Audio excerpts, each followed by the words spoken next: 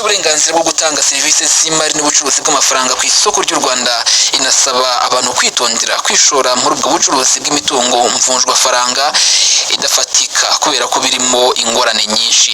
Banki Nkuru y'u Rwanda yabitangaje nyuma y'uko hari uwitwa Shema Aline wabinyujije kuri konti ye ya X aho yanditse asobanuza niba sosiyete yitwa STT yarahawe uburenganzira bwo gukorera mu Rwanda. Urwego rw'igihugu rw'iterambere RDB rwasubije ko iyo sosiyete yiyandikishije mu Rwanda nk'ikigo cy'ubucuruzi ariko ko bitayiha uburenganzira bwo gucuruza amafaranga cyangwa se kujya ku isoko ry'imari n'imigabane kuko ngo uburenganzira bwabyo butangwa n'izindi nzego. Aho rero iyi RDB yagize iti icyangombwa cya RDB kigaragaza ko sosiyete yiyandikishije muri RDB ariko nta sosiyete yemerewe gukora ubucuruzi bw'amafaranga cyangwa se gutanga serivisi z'imari muri rusange itabiherewe uburenganzira na Banki Nkuru y'u Rwanda cyangwa se ikigo kigenzura isoko ry'imari n'imigabane mu Rwanda kuri serivisi zijyanye n'isoko ry'imari n'imigabane. Amakuru avuga ko iyi sosiyete yitwa STT agaragaza ko yifashisha ikoranabuhanga mu bijyanye n'ubucuruzi bwa cryptocurrency. Banki Nkuru y'u Rwanda yatangaje ko iyo sosiyete idafite uburenganzira bwo gutanga serivisi z'imari cyangwa se gukora ubucuruzi bw'amafaranga mu Rwanda muri rusange. Ubutumwa yanyujije kuri konti ya X bugira buti sosiyete ya STT ntabwo yemerewe gukora ubucuruzi bw'amafaranga cyangwa se gutanga serivisi z'imari muri rusange mu Rwanda. Banki Nkuru y'u Rwanda irongera gukangurira Abanyarwanda n'abaturarwanda bose kutajya mu bikorwa by'ubucuruzi bw'imitungo mvunjwafaranga idafatika kubera ko birimo ingorane nyinshi. BNR igaragaza ko ubucuruzi bw'imitungo mvunjwafaranga idafatika cyangwa se byitwa crypto poets burimo ingorane nyinshi zirimo kutarengerwa n'amategeko, ubujura n'ingorane zo guhomba, guhindagurika gukabije kw'ibiciro ndetse no kudakorera mu mucyo. BNR igaragaza ko mu gihe hatari hashyirwaho amategeko agenga ubwo bucuruzi nta mategeko arengera umushoramari cyangwa se umuguzi w'imitungo igurishwa muri ubwo buryo. Gusa abantu benshi bakomeje kwandika ubutumwa. Hari nk'uwitwa Eric Twarwa niko yise ku rukuta rwa Twitter yagize ati banyakubahwa bo muri RDB ndetse no muri Banki Nkuru y'u Rwanda, Polisi y'u Rwanda ndetse yongera no gushyiraho RIB ati mudufashe mukemura ikibazo cya kompanyi ya STT. Ati muravuga ko ubucuruzi bakora butemewe ariko bagakomeza bagakora. Ati nta kuntu mwabaha ibyangombwa cyangwa se mukabahagarika ko gutinda bishyira Abanyarwanda mu bihombo. Iyi sosiyete ya STT hari abantu benshi bamaze guterekamo amafaranga yabo bari kugenda bacuruza aya mafaranga. None rero Banki Nkuru y'u Rwanda ikaba yababuriye aho rero abaturage benshi bakomeje kwibaza iby'iyi kompanyi ariko murabyumva ko Banki Nkuru y'u Rwanda yagaragaje ko harimo ingorane nyinshi bityo rero ko mukwiye kubyirinda kubera ko harimo kuba mwahura n'ibihombo byinshi bitandukanye. Hello ladies and gentlemen, mumeze mute? Muzina yanjye banyita Nduwawe Alex, I'm coming again. Yes, akanya tuje gusengura ku bintu STT. Tuje gusesengura ku STT. Abenshi dufite amakuru agiye atandukanye, amakuru amwe y'ibihuha andi atarayibihuha.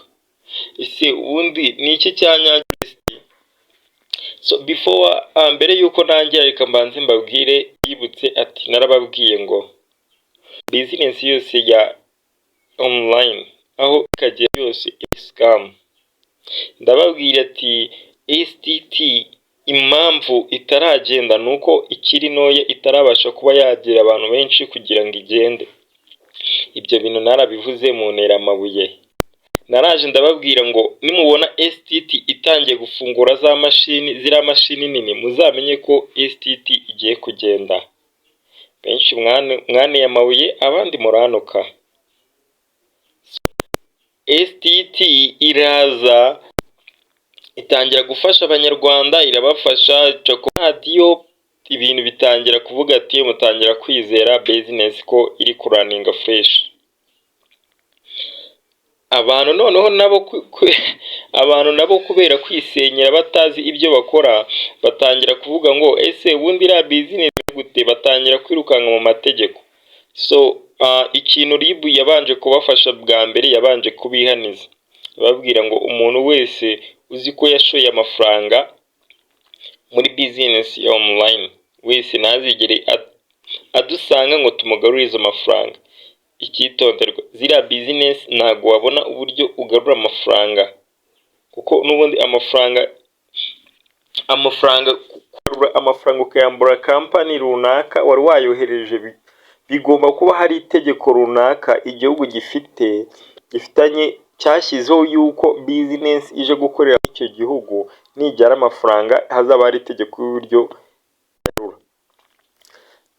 So niba STT yari ifite amasezerano na RDB yuko yemerewe gukorera mu Rwanda, ariko ikaba nta kuntu bafata ngo baguhe icyangombwa cya RDB ngo wemerewe gukorera mu Rwanda ngo nurangiza ngo bahite baguhagarika. Gute se? Kandi ni gute baguha icyangombwa cyo gukorera mu gihugu kandi udakora, batazi ibyo ukora? Ibyo bintu ntago byumvikana. Nta kuntu baguha icyangombwa cyo gukorera mu gihugu nurangiza bavuge ngo ucuruza amafaranga. Iyo ugiye gusaba icyangombwa cya RDB ugomba kuvuga ibintu ugiye kuzajya ukora.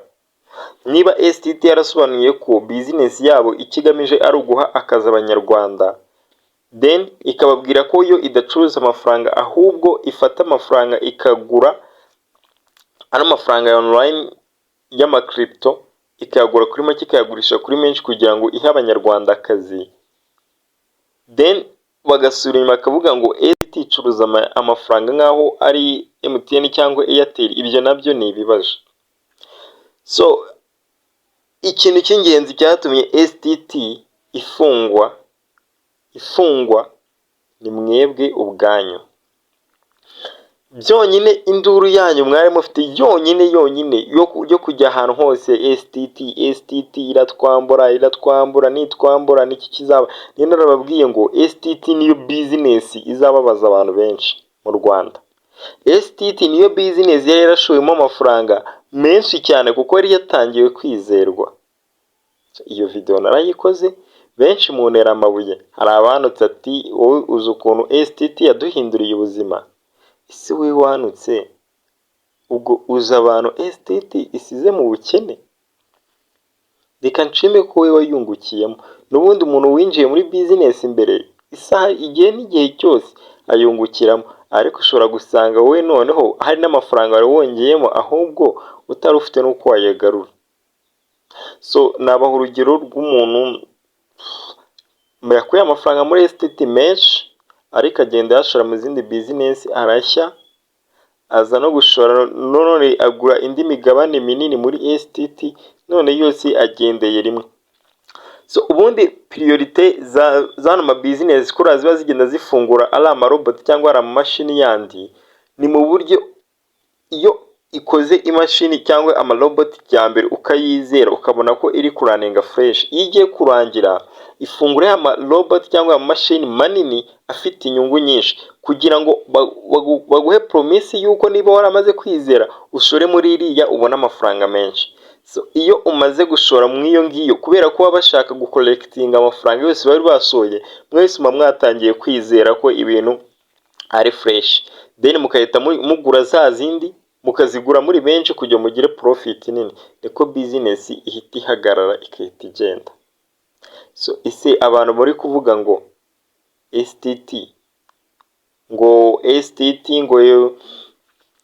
ngo yahagaritswe ngo na Beneri ngiyakanga amafaranga ngo miliyoni 10 z'idolari ngo kugira ngo ibe yabasha gukorera ngo mu Rwanda ngo ikore ibintu by'ivunjiro by'amafaranga. Ese niba STT nayizi neza ko idakora ibintu by'ivunjiro ry'amafaranga, nibizi ko itabikora, nibizi ko business yatari aho ngaho ifite base, ni gute yavuga ngo igiye gutanga miliyoni 10 z'amadolari? None se ubundi ibyo bintu nubwo bayaka miliyoni 10 z'idolari, ibyo bintu wabimenya? Ese reka tuvuga yenda mwe mu magroupe yenda mu mafite n'abatimu member, abo batimu barabibabwiye babaha ibintu ko babandikiye ko business bayihagaritse kubera ko idafite miliyoni 10 z'idolari. Ubundi si iyo business yaba ari iyahe? Bro, mujye mureka ibintu byo kuza mubeshywa. Iyi business ya STT ntago izagaruka. Yagiye business online yose uyo ihagaze ibigiye. Please, uretse n'ibyo ngibyo, n'ubundi iyi business ya online ya STT iyo itazo kugenda ubu yari kugenda amano matariki y'ukwa munane aho yari kugenda. Niyo mpamvu niko kizere kari gahari n'abantu mwe muzi ngo isigaje imyaka 2, yari isigaje amezi mu nsherezami, yari isigaje amezi ibyo byo kuza muvuga ngo imyaka 5, yari isigaje amezi kugira ngo iyi business ihite igenda. So ibintu mwamuza mwivugisha iyi business ntabwo izagaruka, ahubwo mwe kwirirwa mufata abanyarwanda mubahoza ku kizere kidahari. Iyo business ubise niba batayiretse ngo ishaka amafaranga iri gukora, ni gute igiye gushaka amafaranga itari gukora? Izo miliyoni 10 sizazikura. Ariko mwazi munatekereza basi, mutekereze niba izo miliyoni 10 itarazibonye iri gukora, none igiye kuzishaka idakora. None se ubundi ko uwo munsi igenda yari yavuze ngo uwumva adashaka gukorana nayo yandikeye manager bamusubiza amafaranga, ninde we yasubijwe? Ahubwo se kubikuza byo byarakundaga. Mujye mutekereza, na business nimwe ya online cyangwa business y'ama crypto iba ari yizewe, nta business nimwe iba yizewe.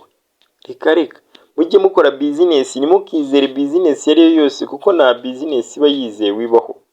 Business yose ibamo guhomba, ibamo kunguka. So icyo nababwira ngo abantu mwashiye kuba mwagera kuri iyi video, munsange kuri WhatsApp, mbafitiye aka business ushoramo amafaranga 10,000 ukafite n'andi mafaranga 10,000 ya investment, ukaba watangira kunguka amafaranga menshi cyane ku buryo byakugeza ku kigero cyo kuzunguka amafaranga 20,000 buri munsi. So munsange kuri WhatsApp muze tube tubidiringaho. Dufite ibice bitatu harimo cya VIP, investment, tukagera mega plan, tukagera na golden. VIP nicyo kiba kizewe cyane, aho uba wizeye ko 98% amafaranga washyizemo agomba kuhita agaruka. So niba uri interested, dusangeho nimero ya WhatsApp turayandika kuri screen, mwe mwadusangayo.